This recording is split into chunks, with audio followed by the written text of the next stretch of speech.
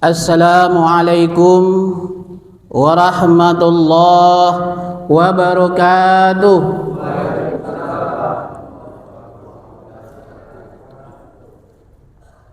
Alhamdulillah, alhamdulillahillazi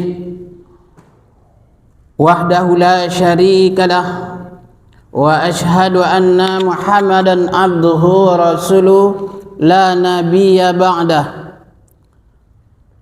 Faqala Allah subhanahu wa ta'ala fil Qur'anil Karim, a'udzu billahi minasy syaithanir rajim. Bismillahirrahmanirrahim. Ya ayyuhallazina amanu qu anfusakum wa ahlikum nara وقودها الناس والحجارة عليها ملائكة غلاظ شداد لا يعصون الله ما أمرهم ويفعلون ما يؤمرون.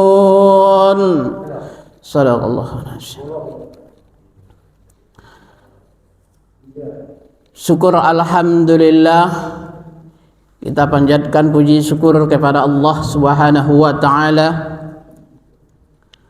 atas limpahan rahmat karunia yang Allah berikan kepada kita, sehingga detik demi detik waktu berjalan, sehingga berlalu hari, sehingga terus berlanjut kepada bulan sampai kepada tahun.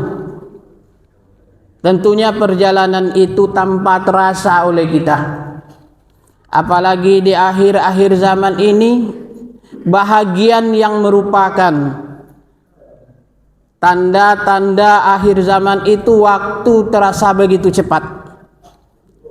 Nah, pada pagi hari ini dari minggu kemarin atau Ahad kemarin sampai Ahad ini, rasanya baru 2 hari kita lalui. Begitulah waktu terasa begitu cepat. Namun ketika kita melihat jam, di mana jam itu berputar sesuai dengan aturannya, tidak pernah orang memutar begitu cepat jamnya itu. Lalu timbul pertanyaan, apakah yang menyebabkan kita terasa cepat waktu ini? Nah, inilah kesibukan-kesibukan yang kita alami masing-masing.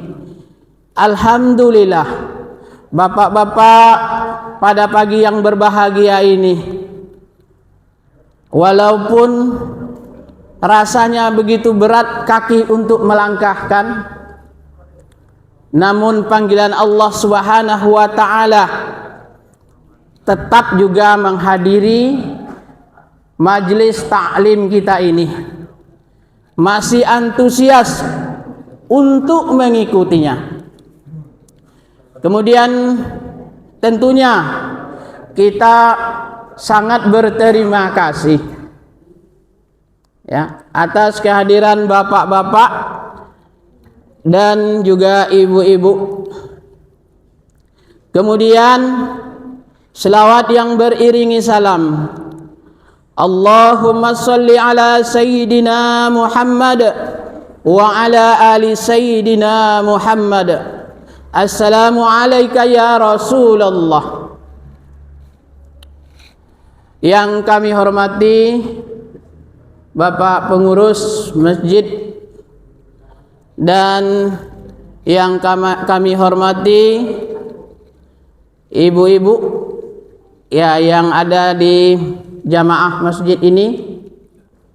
Kemudian terkhusus buat kepada ya ketua rombongan majelis taklim Fastabiqul Khairat,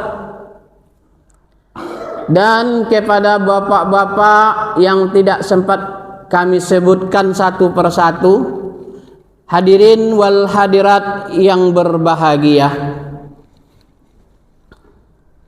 Bapak-bapak, para hadirin yang berbahagia, pada pagi hari ini ya, karena jadwal yang setiap minggunya sudah ditetapkan, namun untuk pagi hari ini yang mestinya Al-Ustadz Haji Suhaimi beliau berhalangan ya, dan kami coba untuk menggantikan ya, yang selama ini kita berjamaah rasanya enak untuk menanya, belum tahu untuk ditanya. Nah, namun di sini kita sama-sama diskusi ya, tukar pikiran, di mana tentunya saling kita mengisi.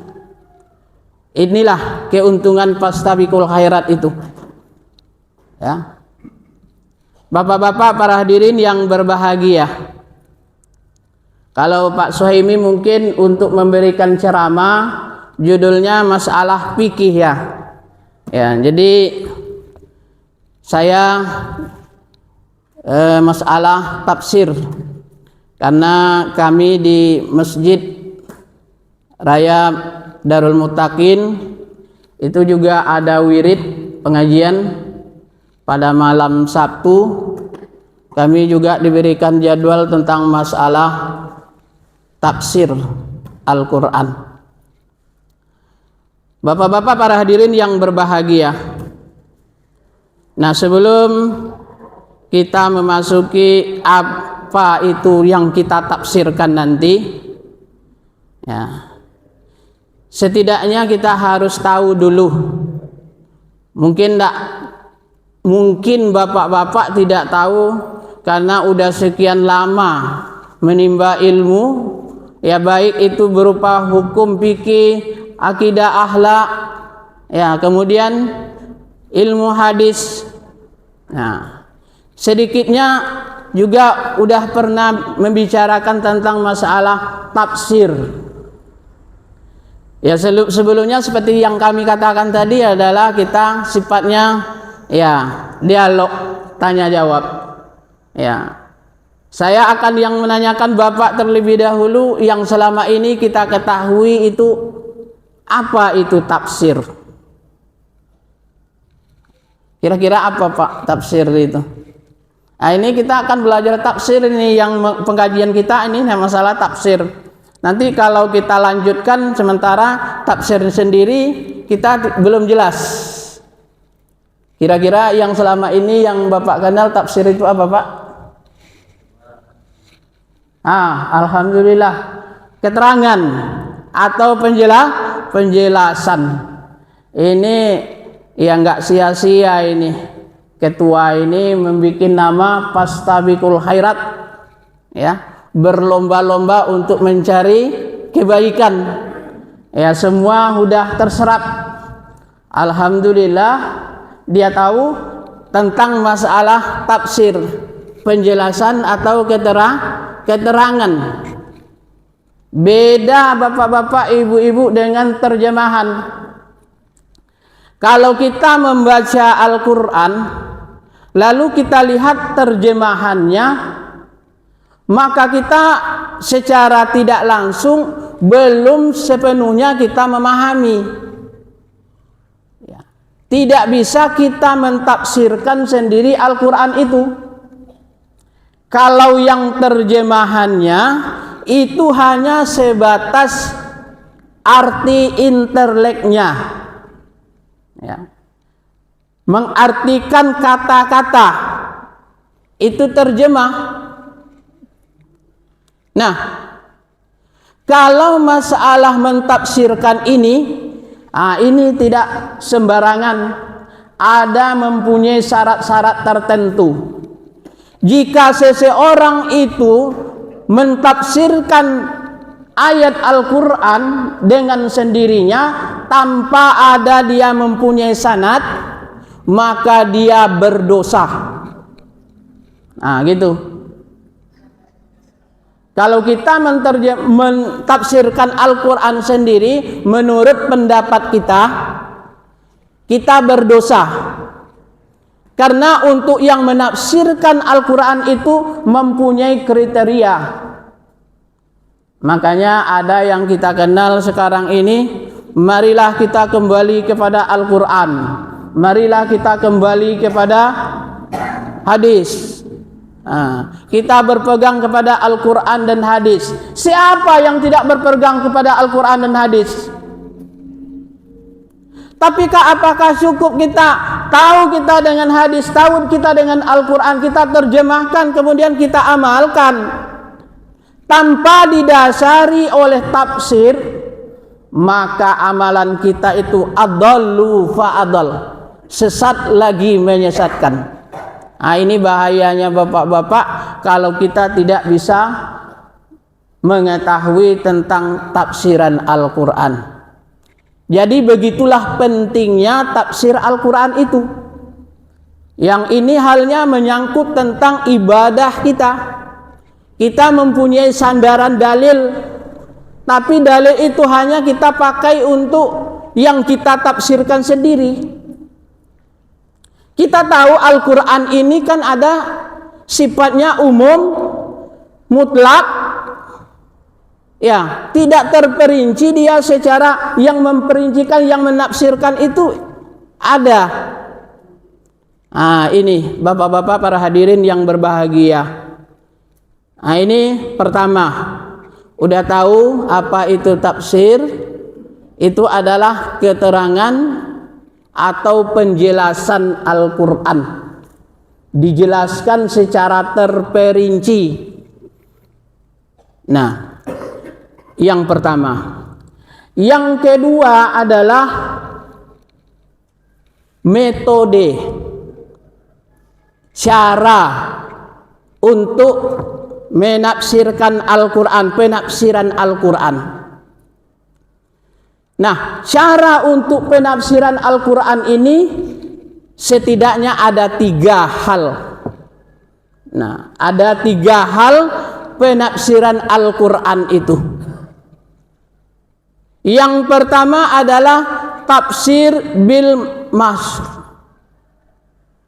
Ya, artinya tafsir ada didasari, diketerangkan oleh hadis.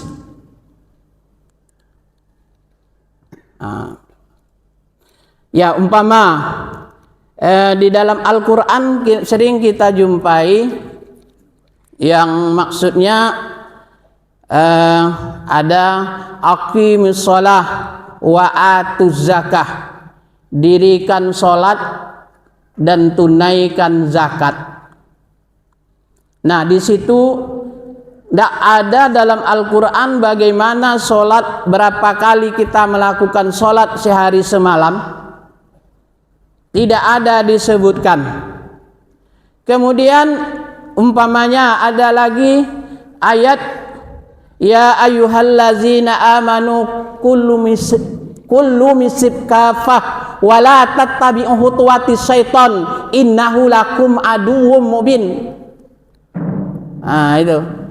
Hai orang-orang yang beriman, masuklah kamu kepada Islam itu dalam keadaan menyeluruh.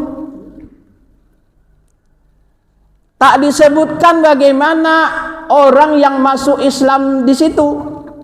Maka dijelaskanlah dalam hadis. Apa hadisnya yang menjelaskan? Bunyanun hamsatu asya.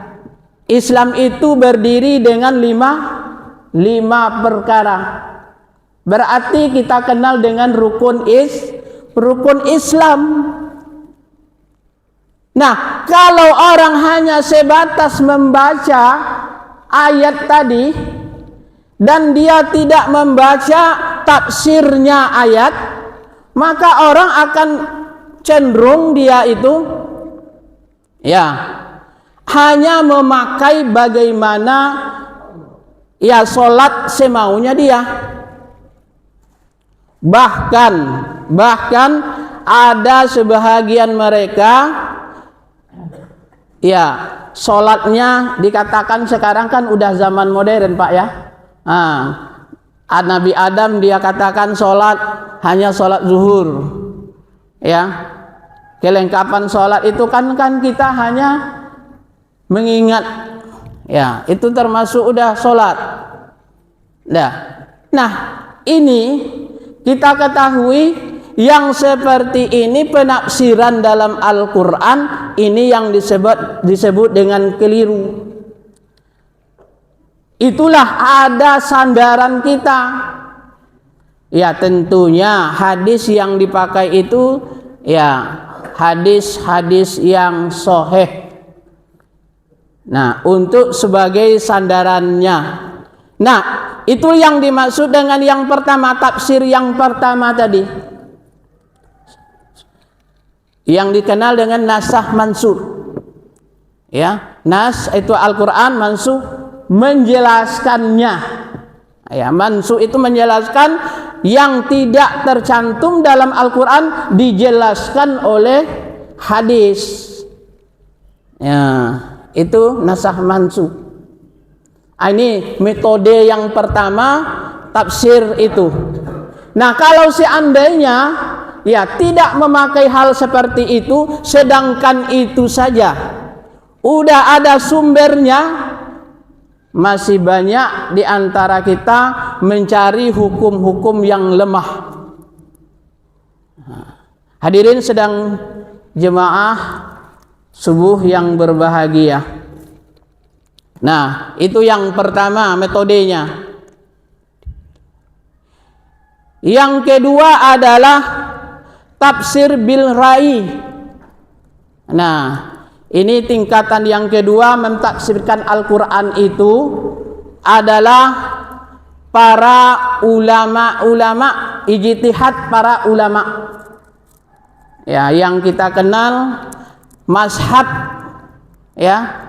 Ada yang kita kenal untuk menafsirkan itu, ada kitab-kitab yang kita kenal dengan kitab Jalalain, kitab tafsir, ya. Kitab Ibnu Katsir, ya, tafsir Barawi, banyak tafsir-tafsir itu. Semuanya itu adalah dikarang oleh para ulama-ulama mufassirin. Nah, apa yang dibahas di situ? Ya tentunya hukum-hukum Islam ini, Bapak-bapak.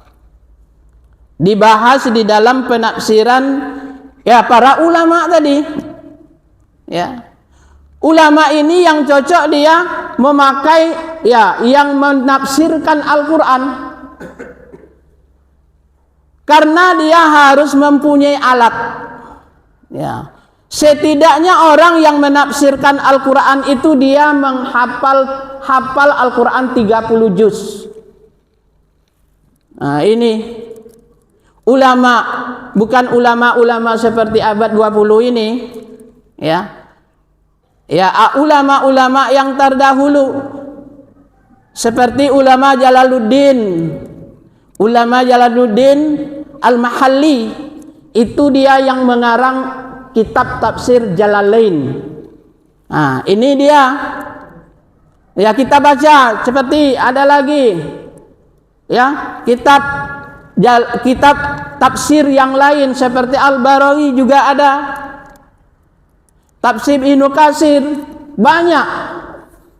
Nah, bisa kita memperbandingkan antara penafsiran para ulama terdahulu itu dalam tafsiran dalam menetapkan hukum. Nah, itu pertama hafal Al-Qur'an. Nah, adapun alat-alatnya kemudian hadis. Tidak kurang dari lebih ribuan hadis, ya. Ribuan hadis yang dia hafal.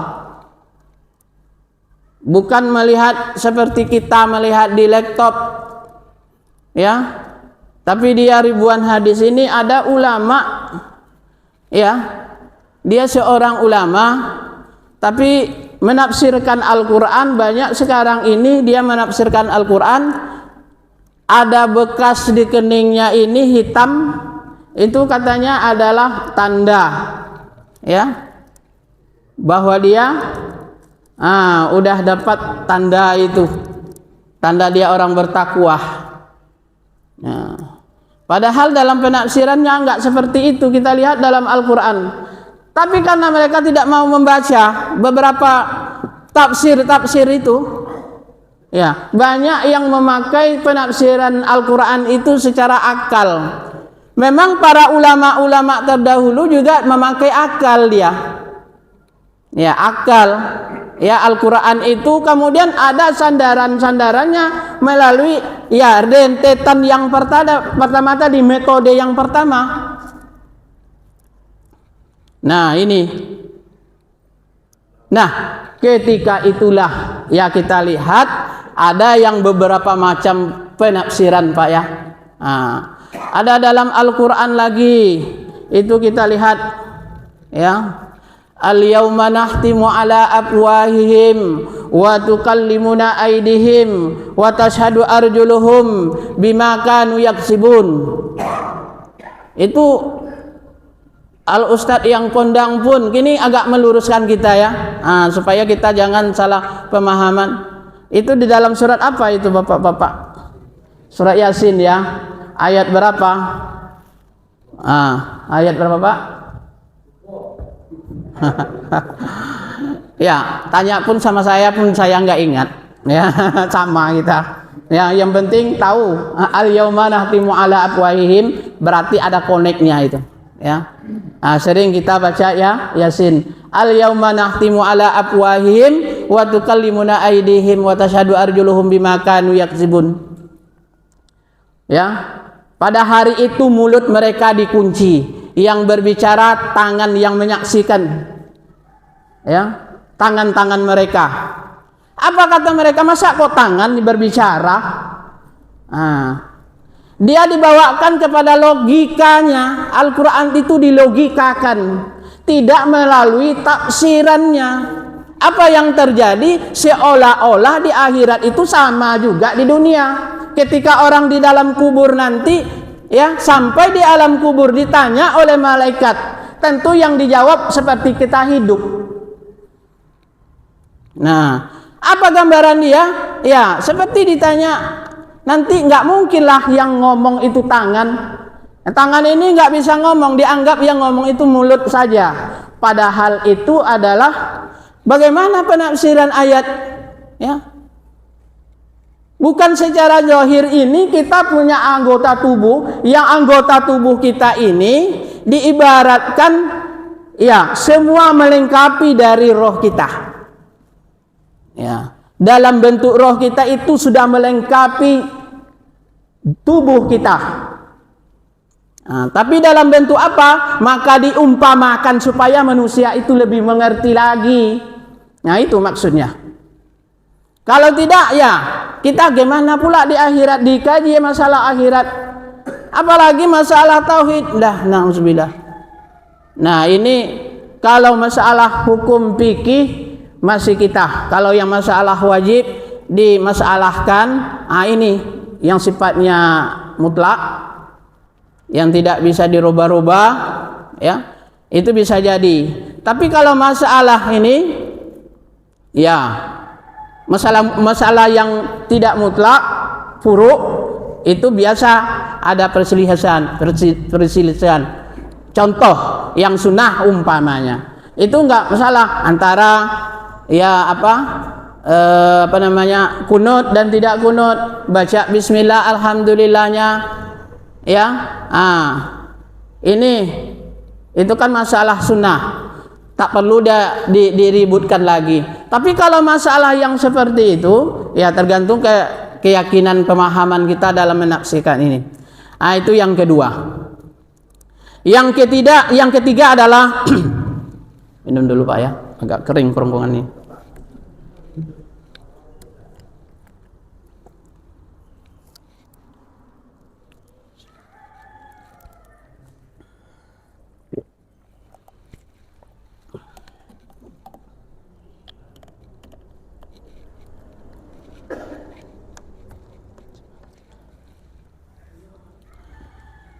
Dan metode yang ketiga dalam penafsiran Al-Quran itu adalah metode penafsiran temantik. Ada namanya temantik, penafsiran temantik.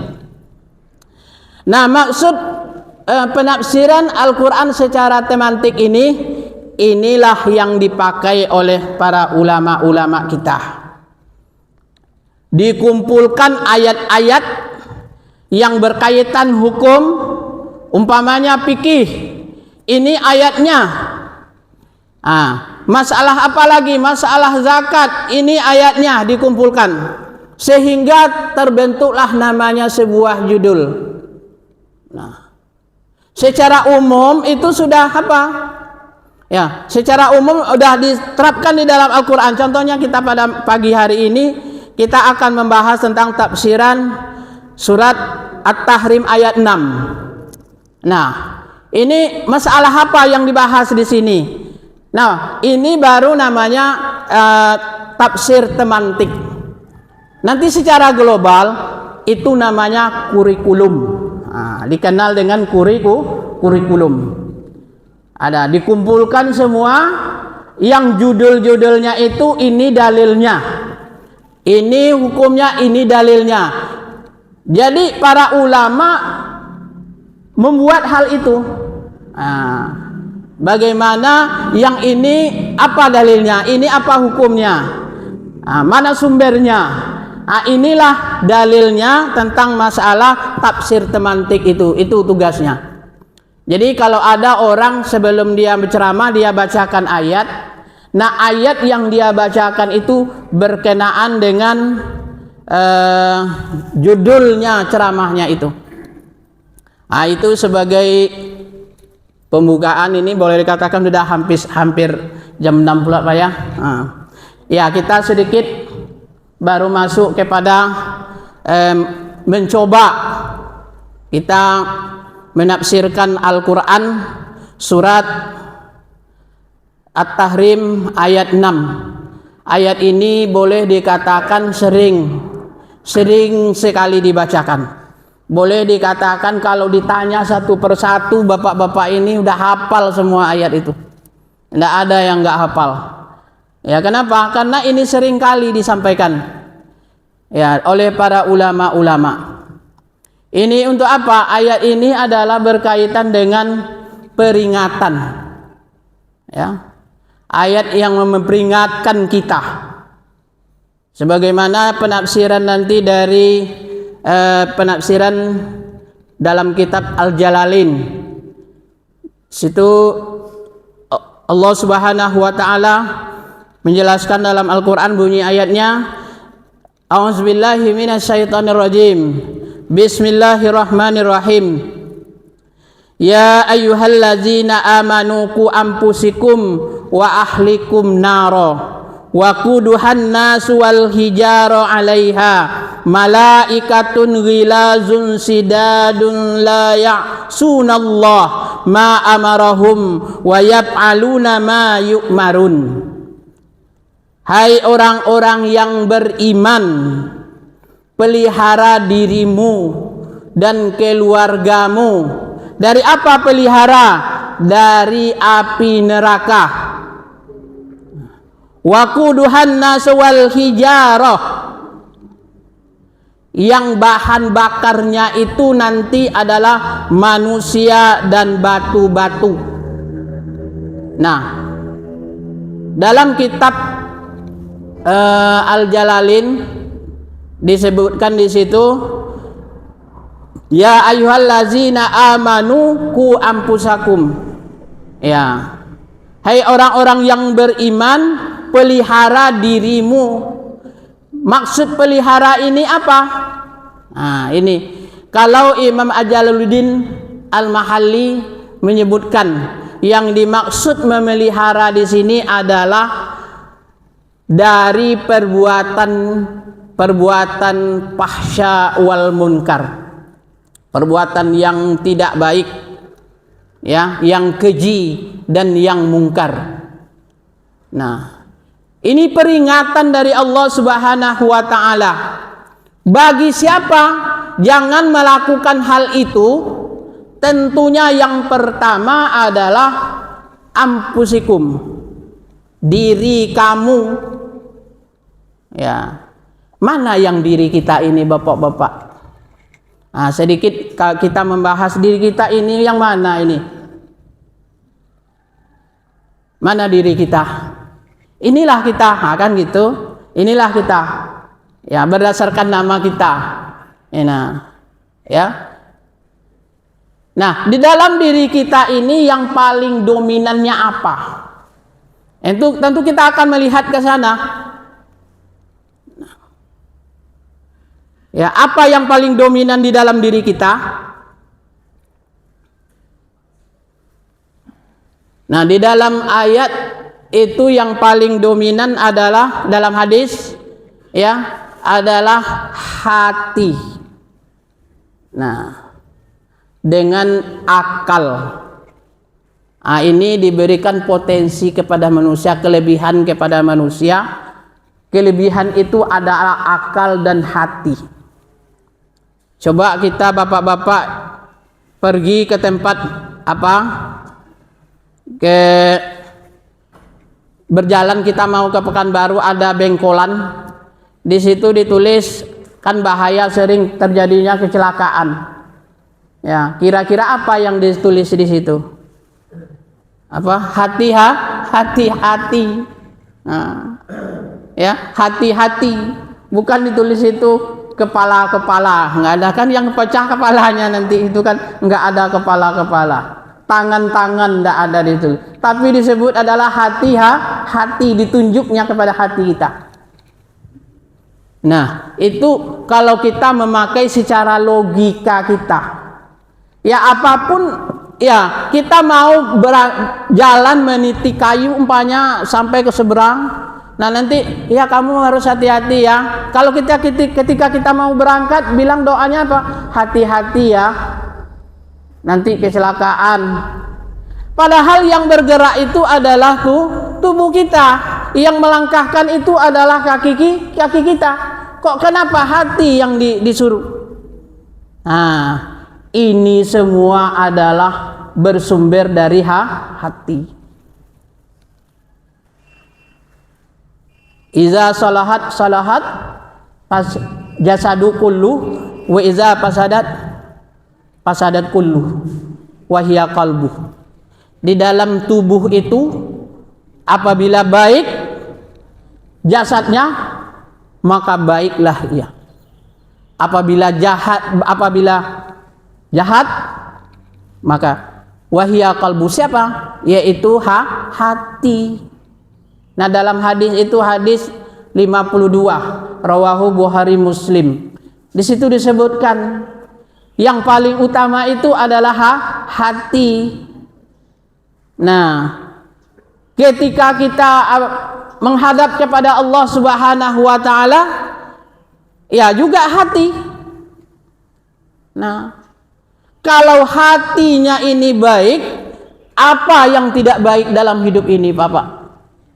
Tapi kalau hatinya yang tidak baik, ya walau seganteng apapun dia, secantik apapun dia, tapi kalau hatinya yang tidak baik, ya, hati itu walaupun disebut dalam hadis mudghah, segumpal darah, tapi hati itu sangat berfungsi dalam hidup dan kehidupan kita. Nah, ini yang pertama yang harus kita jaga, yang kita punya hati. Makanya harus berhati-hati. Sedangkan Bang Napi juga mengatakan kan, walaupun mungkin barangkali tidak tahu betul dengan hati itu, dia ngomong juga hati-hati. Ya. Jadi kalau hati kita sudah baik, maka semua gerakan kita itu akan menimbulkan kebaikan. Tapi kalau hati kita itu tidak baik, maka perbuatan kita akan mencerminkan sesuatu yang tidak baik. Nah, ini Bapak-bapak para hadirin yang berbahagia.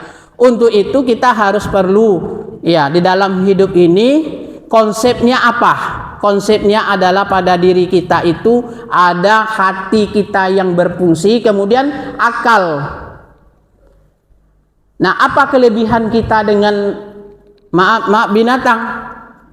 Ya, akal ini juga ya untuk menentukan hal-hal yang terbaik dengan yang tidak baiknya. Nah, kalau kita menang akal, maka derajat kita tinggi, bisa melampaui malaikat. Kalau akal kita kurang, bisa lebih rendah dari binatang, dikalahkan oleh nafsu. Karena kita dilengkapi 3 hal dari makhluk yang lain itu. Ada kita punya akal, ada punya nafsu, ya. 2. Yang pangkalnya itu adalah kalau kita membedakan, kalau dalam ilmu mantik, kalau dikatakan kita digolongkan, kenapa dia mengatakan seperti hewan lunatik, hewan yang bertutur. Nah, kan hewan yang bertutur artinya adalah ya satu ketika kita ini bisa melebihi mengurangi dari binatang. Nah, kuncinya ya hati memfilteri perbuatan kita itu, apa yang kita lakukan. Aku ampusakum wa ahlikum, ini yang pertama diri kita, bapak-bapak. Nah, belum lagi kita membicarakan tentang masalah bagaimana fungsi dari hati kita, dari anggota kita ini. Setelah hati kita menggerakkan, menentukan apa yang terbaik dari diri kita, maka tangan, kaki kita ya akan terarah itu. Jadi kalau ada orang mencuri, siapa yang menggerakkan, bapak-bapak? Ada orang mencuri kan digerakkan siapa? Allah. Tapi kita punya setir diri kita yang memikirkan ini yang terbaik, yang mengarahkan yang terbaik, dipikirkan oleh akal, menentukan oleh hati ini semestinya. Makanya orang dikatakan hal yang terbaik itu itulah kata hatinya, Pak ya. Nah, itulah kata hatinya. Kenapa? Karena itu hal yang terbaik dalam diri kita. Pada dasarnya diri kita ini, bapak-bapak, pada dasarnya diri kita ini adalah awalnya itu adalah orang yang terbaik di antara sekian makhluk Allah. Makanya dalam surah At-Tin itu dikatakan, apa kata Allah Subhanahu wa taala? Sungguhnya kami menjadikan manusia itu dalam bentuk yang sebaik-baiknya. Apa yang tidak baik pada kita? Tapi kok dikatakan manusia itu lebih hina daripada binatang? Tengok dalam Al-Quran. Apa kata Allah Subhanahu wa taala? Itu disebutkan dalam Al-Quran, manusia itu lebih bejat daripada binatang. Di mana Allah Subhanahu wa taala menjelaskan dalam Al-Quran, walaqad zara'na li jahannam. Sungguh kebanyakan manusia ya mengisi neraka jahanam itu adalah siapa? Walaqad zara'na li jahannam. Yang pertama, manusia itu diberikan hati, tapi tidak mempergunakan hatinya untuk melihat kekuasaan, memahami kekuasaan Allah. Nah, lagi-lagi yang pertama, qulubuhum, hatimu. Kamu diberikan hati tapi tidak digunakan hatimu untuk ya melihat kebesaran Allah. Nah, kemudian Allah memberikan yang kedua, diberikan oleh Allah kita mata. Tetapi matanya itu tidak digunakan untuk melihat hal yang terbaik, ya. Terutama jarang baca Al-Quran. Nah, kita dalam hidup ini, bapak-bapak, targetkan baca Al-Quran kita. Berapa ayat sehari? Berapa juz? Nah, ini ditanya, itu makanya besok ditanya di akhirat itu. Ya, sebelum kaki kita melangkah ini kan ditanya. Makanya dalam Al-Quran, dalam hadis Rasulullah mengatakan, kullukum la'in wal kullukum mas'ulun ar-ra'iyatihi.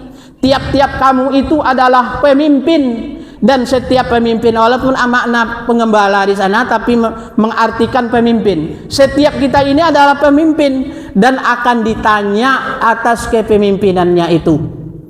Nah, ditanya atas kepemimpinannya. Apa? Tangan digunakan kemana? Mata dilihatkan kemana? Ya, semuanya itu akan dipertanggungjawabkan di mahkamah Allah Subhanahu wa taala. Nah, belum kita masuk kepada yang berikutnya. Buat itu baru ampusikum wa ahlikum, mungkin barangkali waktu yang terbatas bisa lain kali kalau ada kesempatan kita sambung. Karena waktu udah menunjukkan jam 6 lewat, kita targetnya biasanya jam 6.15 sudah selesai. Nanti dibilang pula Pak Ustadz ini sengaja lama-lama nih takut ditanya ini. Kan? Sengaja lama-lama nih nanti takut ditanya. Ya, sama-sama kita dialog. Nanti ada Al Ustadz nih banyak juga sini nih. Al Ustadz yang dari Pantai Cermin ini. Ya, Al Ustadz ya termasuk pimpinan kita ya. Nah, ini Ustadz juga, kita dialog sama. Nanti ya di mana ada kekeliruan itu sama-sama, itulah guna kita ini ya, bukan mencari kekurangan orang, tapi mencari kebersamaan. Terutama sekali silaturahmi kita ini Bapak-bapak. Nah, apa yang tidak bisa terwujud zaman sekarang ini, udah akhir zaman ini Bapak-bapak, banyak yang masuk ya dalam amalan-amalan kita ini akan mulai lagi ini akan mencoba mempengaruhi kita. Nah, dengan adanya yang seperti ini ya kita tuh kuat karena kita bersama. Nah, mungkin barangkali untuk sambungan, karena ayat ini baru ku ampusikum baru, padahal ayat sampai terakhir lagi itu dia katakan tadi ku ampusikum wa ahlikum, dan ahli keluargamu. Bagaimana pula nanti kewajiban kita terhadap keluarga? Kalau tak siap kita kepada diri kita, bagaimana kita keluarga kita? Diri kita aja belum siap kok, bagaimana keluarga? Ini banyak orang menawarkan ingin jadi pemimpin, padahal mulai dari dirinya aja nggak siap ya. Nanti jadi pemimpin, keluarganya aja tidak terurusi. Nah, ini. Jadi bagaimana nanti untuk berikutnya ini sambungan kaji kita nanti ku ampusikum wa ahlikum naro, wa ahlikum lagi sampai ayat terakhir karena waktu juga membatasi kita. Demikian, terima kasih. Kalau bertanya persilakan. Ya, silakan.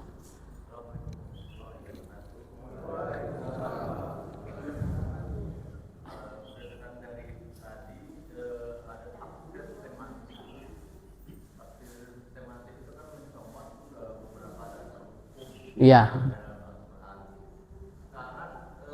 Itu banyak yang karya penulis, ya.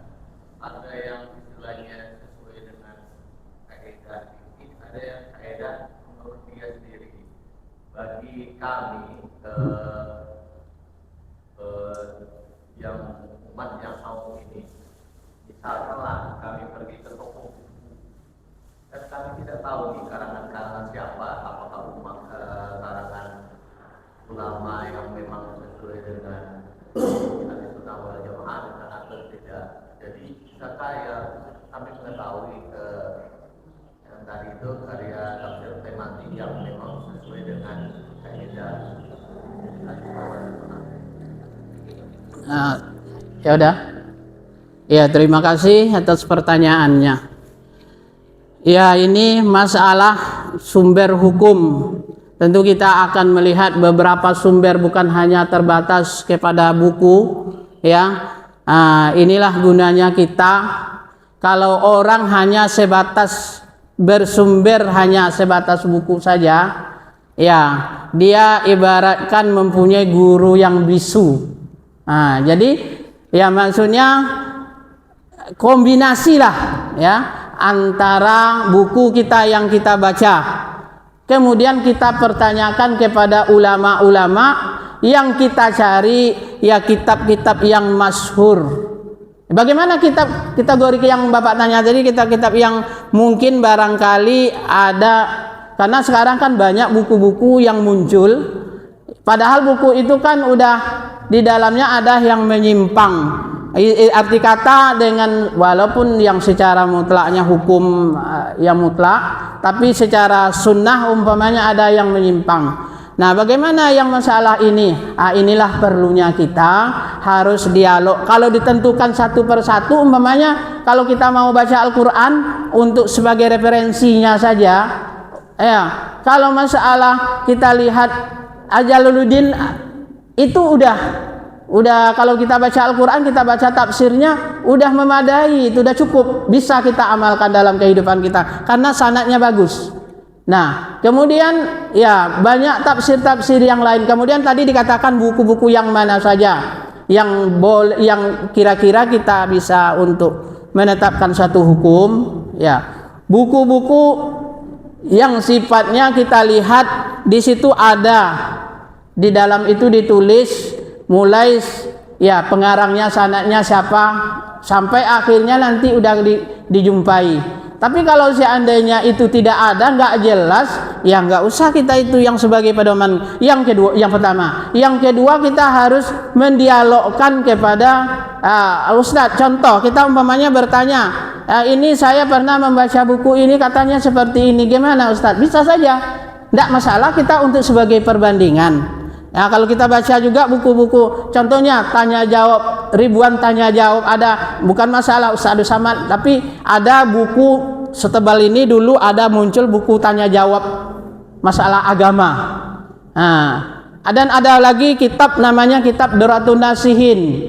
Nah, di dalam kitab Duratun Nasihin itu banyak ya, ada juga di situ hukum-hukum yang kurang ya, yang sanadnya termasuk tidak ditulis, sehingga kita untuk yang memahami mengamalkan itu kurang paham. Nah, ini yang pertama adalah tadi itu ya, kita lihat keterangan di dalam buku. Yang kedua kita bawa kepada forum, ya, nanti ditanyakan buku-buku ini bisa nggak kita apakan, ya, karena sekarang kan nggak tahu kita bukunya apa nanti umpamanya seperti itu. Terima kasih Pak ya. Nah, kalau rasanya kurang karena ada yang mungkin barangkali yang lain, dipersilakan.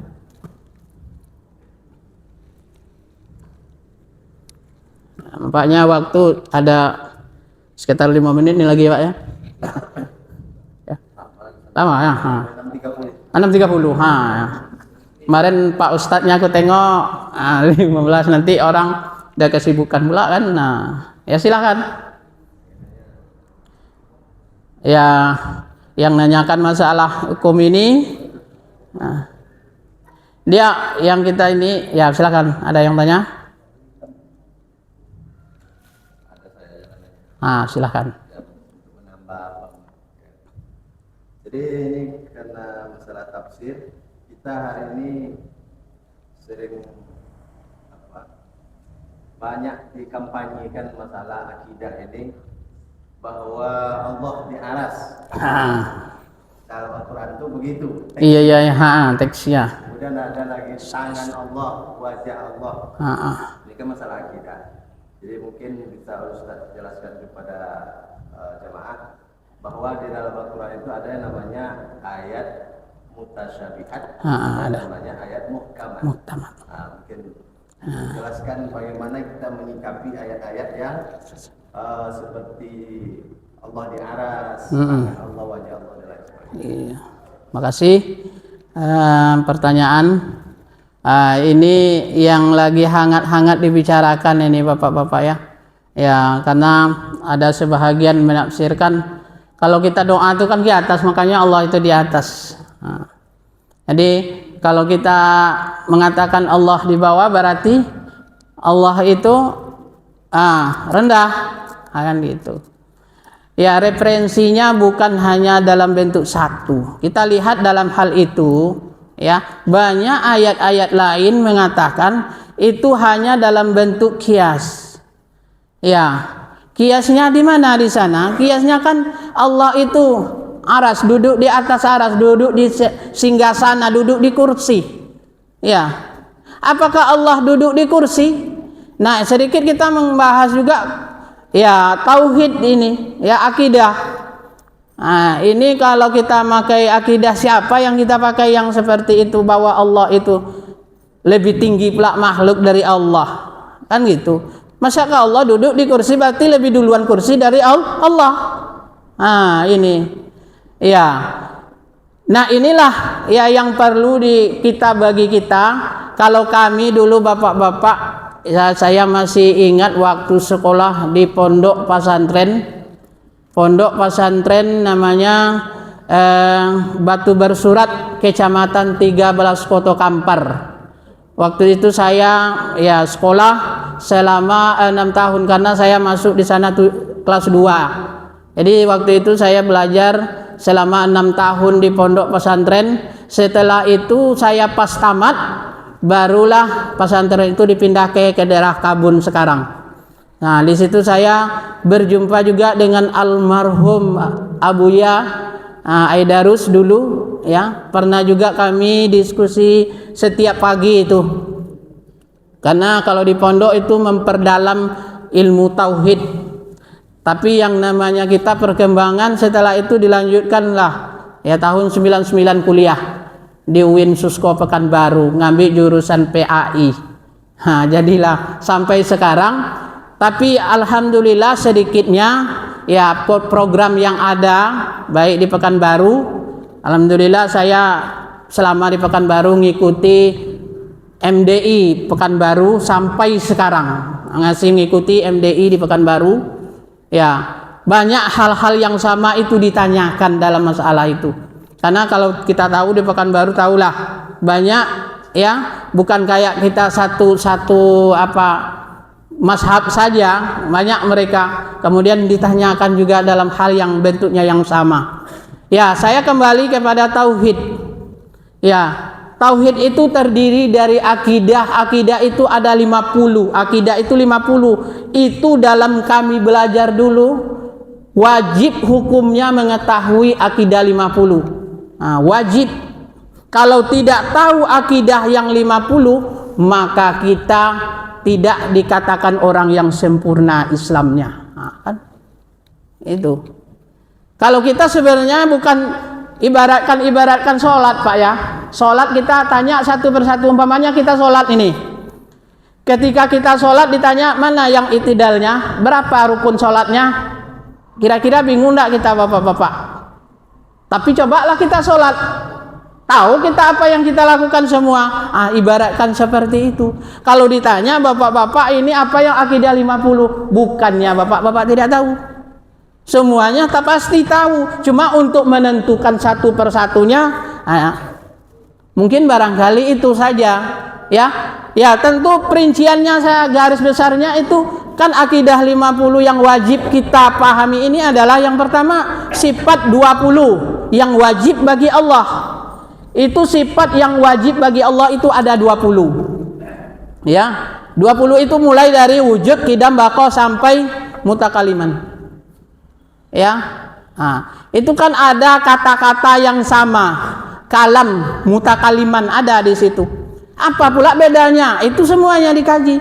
Wujudnya Allah itu seperti apa? Ini kan 20. Kalau kita kaji semua yang 20, ini baru yang wajib. Yang mustahilnya bagaimana? Mustahilnya 20. Tapi sekarang ada sekolah ya, pernah saya lihat sekolah tidak dibenarkan untuk mengkaji ilmu akidah sifat 20. Padahal kalau orang-orang tua kita dulu Pak ya, itu ada nyanyinya itu. Nyanyinya akidah 20, sifat 20, wajib 20 itu Pak ya. Nah, itu yang 20. Yang kedua ada yang mustahilnya 20. Lawan dari kata-kata wujud. Wujud lawannya tidak, adam. Ada lawannya. Seperti itu. Nah, nanti apa yang kedua wujud, qidam, baqa. Baqa apa lawannya? Semuanya setelah itu tidak cukup hanya sebatas itu. Itu baru yang kita tahu. 20 wajib, 20 mustahil, udah 40. Nah, tinggal yang 10 lagi. Mana yang 10? Nah, ini enggak tahu juga bapak-bapak. Cuman rinciannya mungkin barangkali. Apa yang 4 adalah wajib bagi Rasul.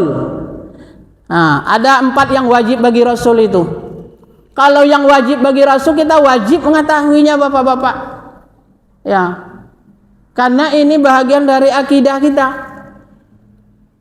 Apa yang wajib bagi Rasul? Sidik, amanah, tabligh, fatanah. Udah 4. Begitu juga yang mustahilnya. Yang mustahilnya ada 4. Berarti udah 48.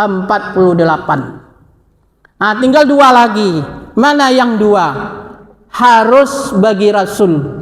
Karena di dalam Rasul itu wajib di fikih beda Pak ya. Wajib di tauhid beda. Wajib di fikih apa? Jangan samakan nanti. Kalau wajib di fikih dikerjakan berpahala, ditinggalkan berdosa. Kalau di tauhid nggak bisa seperti itu lagi. Kalau wajib di tauhid, wajib bagi Allah wujud. Apakah bagi kita wajib seperti di fikih tadi? Tidak, Bapak-bapak. Kalau wajib di tauhid itu ya tidak mungkin diterima oleh akal akan tidaknya barang, akan tidaknya adanya Allah. Ya, itu wajib. Tidak mungkin diterima oleh akal kita akan tidak adanya Allah. Nah, itu.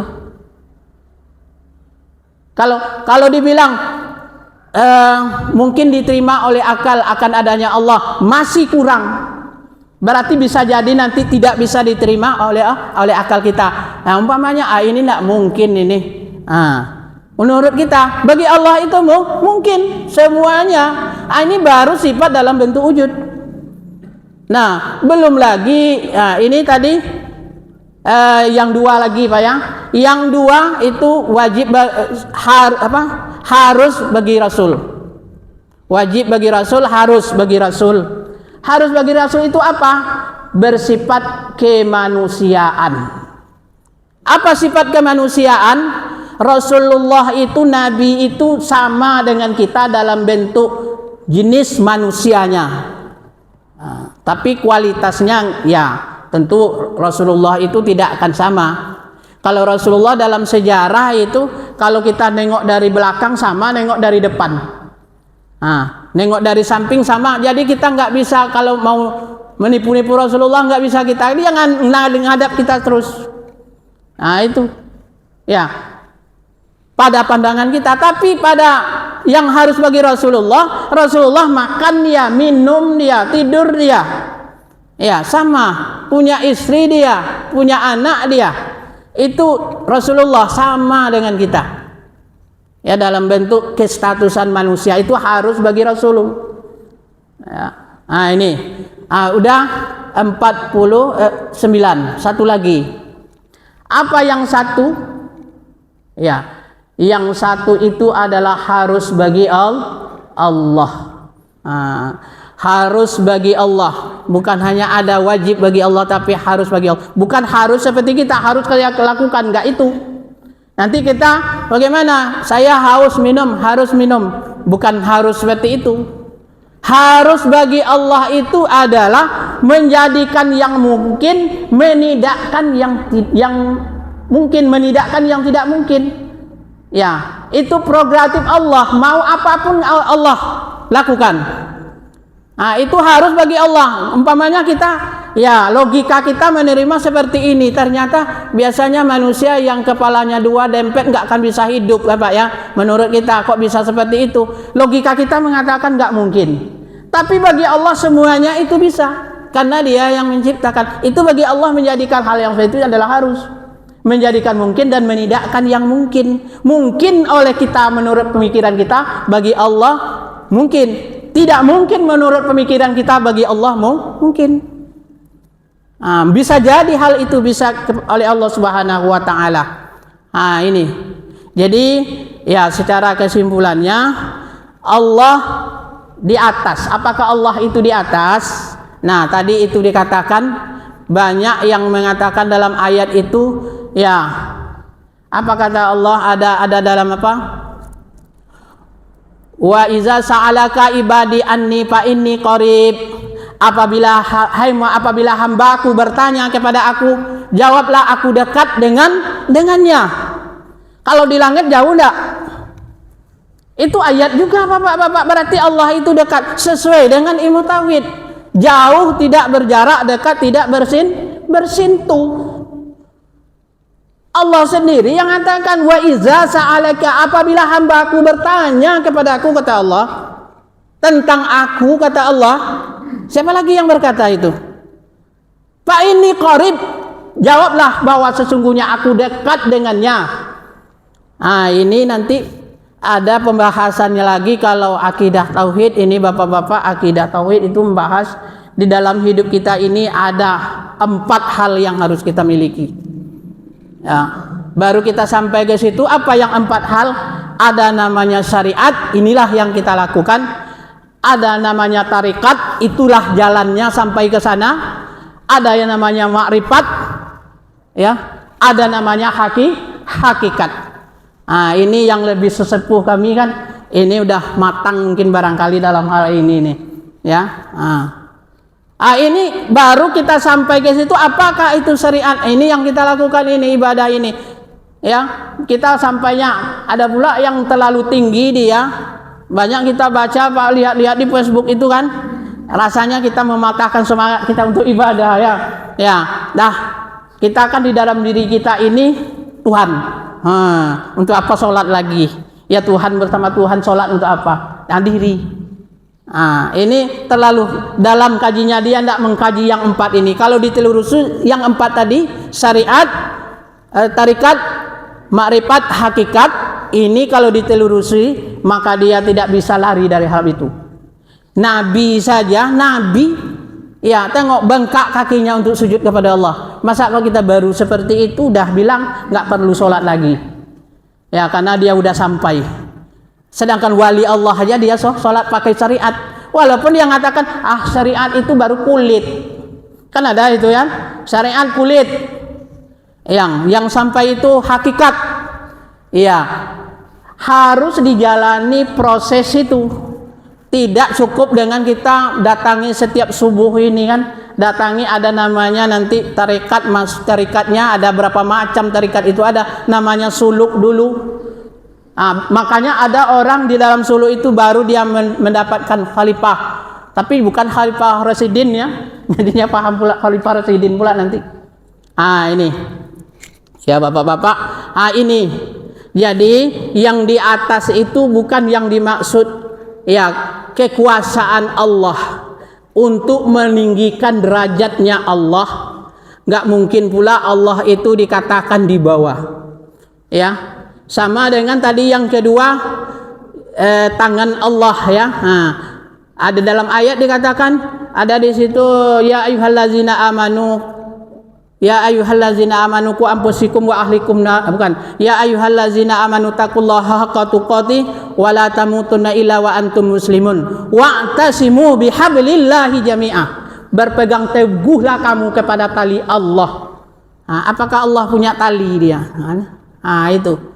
Jadi dimaksud di situ adalah agama Allah. Sama itu lagi dikiaskan ke sana. Makanya kalau orang Aswaja ini dia nggak memakai, bukan hanya memakai alatnya itu sebatas ya Al-Quran hadis. Kalau orang hanya sebatas Al-Quran dan hadis, makanya dia seperti itu. Dia nggak tahu makna saja di dalam Al-Quran itu macam-macam.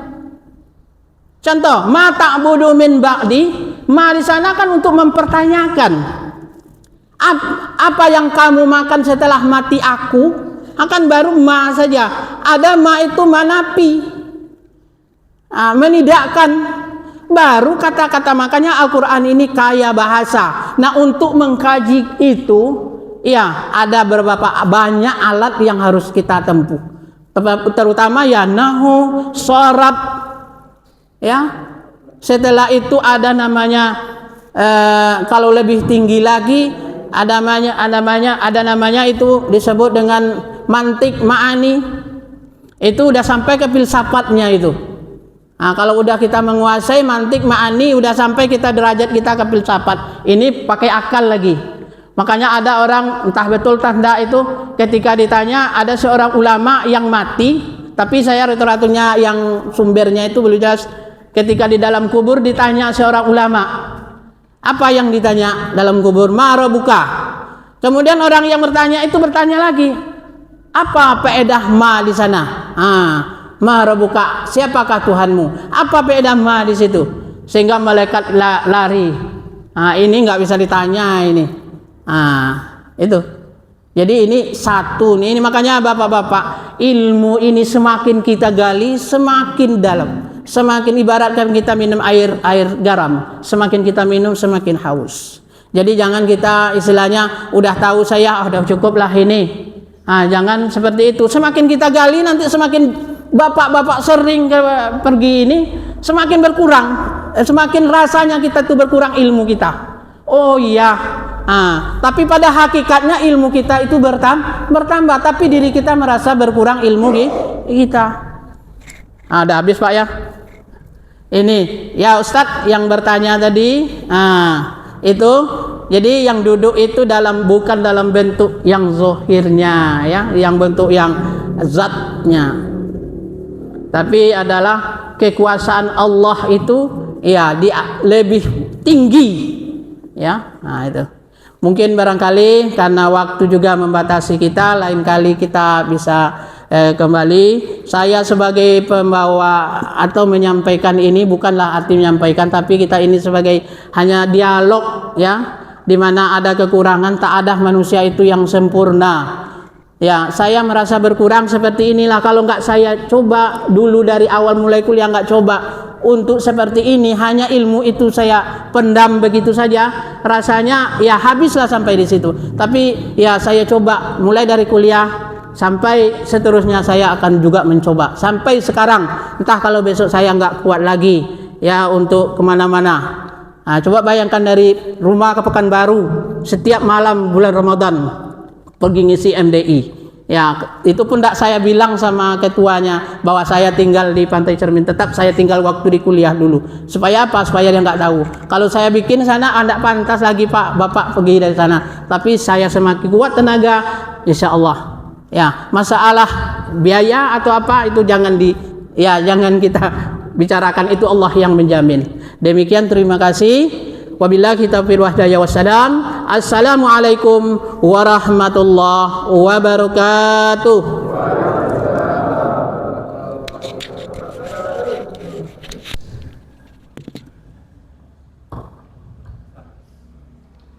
Doa. Astagfirullahaladzim. Na'udzu billahi minasy syaithanir rajim. Bismillahirrahmanirrahim. Alhamdulillahi rabbil alamin, wassalatu wassalamu ala asyrafil anbiya'i wal mursalin wa ala alihi washabihi ajma'in. Allahumma salli wa sallim wa barik ala sayyidina Muhammad fil awwalin, wa salli wa sallim wa barik ala sayyidina Muhammad fil akhirin, وسلم وبارك على سيدنا محمد في النبيين وسلم وبارك على سيدنا محمد في المرسلين. اللهم احينا بالإيمان ومسنا بالإيمان واسنا بالإيمان وأدخلنا جنة مع الإيمان. اللهم سبس علينا مع الإيمان وأخرجنا من الدنيا مع الإيمان. اللهم إنا نسألك رضاك والجنة ونعوذ بك من سخطك والنار. اللهم إنك عفو كريم حليم تحب العفو فاعف عنا واغفر لنا ذنوبنا ولوالدينا وارحمهم كما ربونا صغارا ولجميع المسلمين والمسلمات والمؤمنين والمؤمنات برحمتك يا أرحم الراحمين. ربنا ظلمنا أنفسنا إن لم تغفر لنا وترحمنا لنكونن من الخاسرين. ربنا آتنا في الدنيا حسنة وفي الآخرة حسنة وقنا عذاب النار والحمد لله رب العالمين.